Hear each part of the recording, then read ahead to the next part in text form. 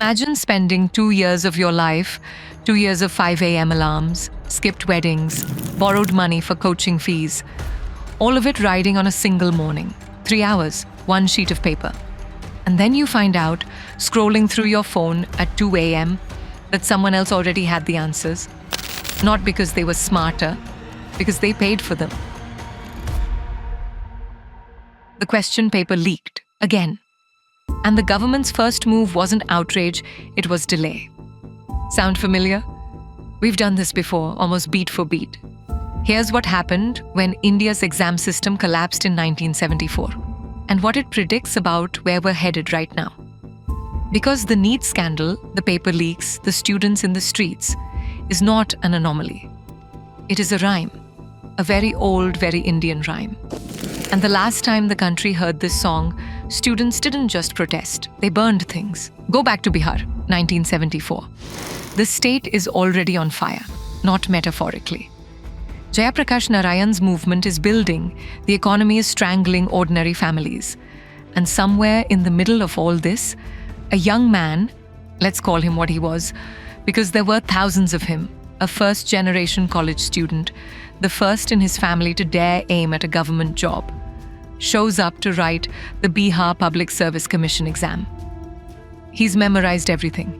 He borrowed his uncle's wristwatch to time himself. He ironed his shirt the night before. He doesn't get in, not because he failed, because the paper had already traveled hand to hand, town to town, before he ever sat down. The BPSC examination that year was compromised so thoroughly, so brazenly, that examiners were reportedly selling question papers in the open market. Not whispers, market rates. You could, if you had the right contact and enough rupees, buy your future the week before the exam. When this came out, and it always comes out eventually, the response from the streets was not a hashtag. It was fire. Students in Patna stormed examination centers. Answer sheets were pulled from offices and burned in the road. The smoke from those papers rose over the same streets where, just months later, JP's total revolution movement would draw 1 million people. But here's the part that doesn't make it into textbook summaries. The establishment's first instinct was not to fix the system.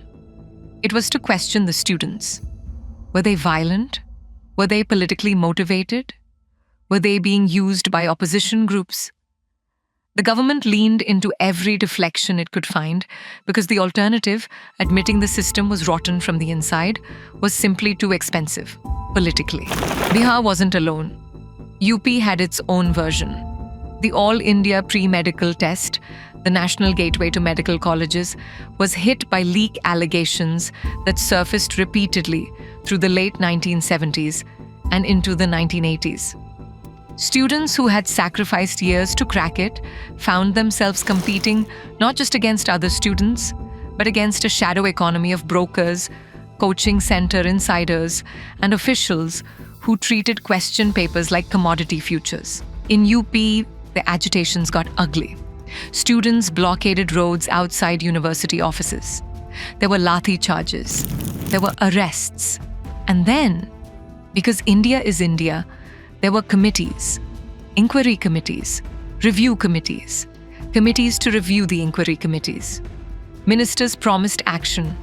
A few low-level officials were suspended, not prosecuted, and the machine ground on. One detail that never gets talked about. The students who exposed these leaks often did so at tremendous personal cost.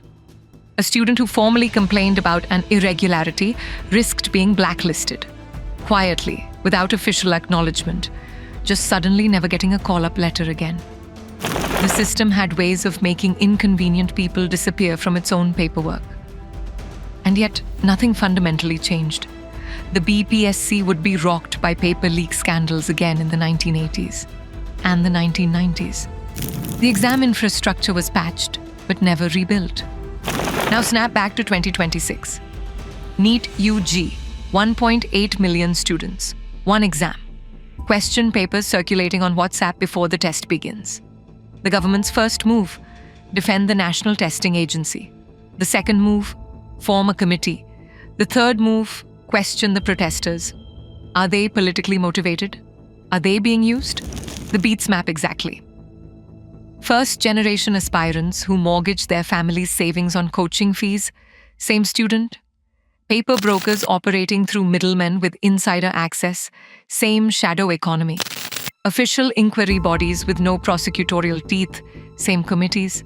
And the political reflex to treat the exposed fraud as less damaging than the exposure of the fraud, same calculation. The only thing that changed is the speed. In 1974, the paper traveled by hand.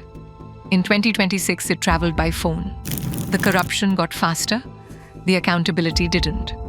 Here is the original insight, the thing I think gets missed when people compare these moments. India has never had a paper leak crisis. It has had a credential bottleneck crisis, which paper leaks are a symptom of.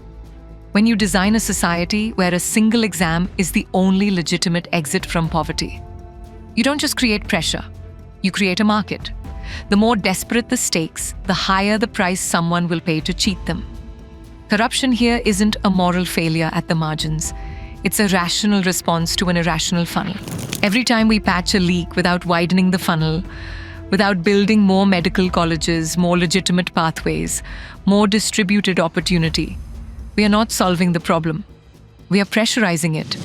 And in another decade, someone will make a video comparing NEET 2026 to whatever comes next. History doesn't repeat because people are stupid. It repeats because the structure that produced the first event is still standing.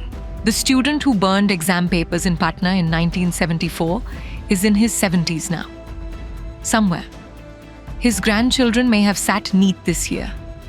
I wonder if he told them the story. If this video felt like something you've been trying to explain to someone who doesn't care about history, send it to them. And if you want to know which other modern crisis has a 50-year-old twin hiding in the archives, drop it in the comments. We'll find the rhyme.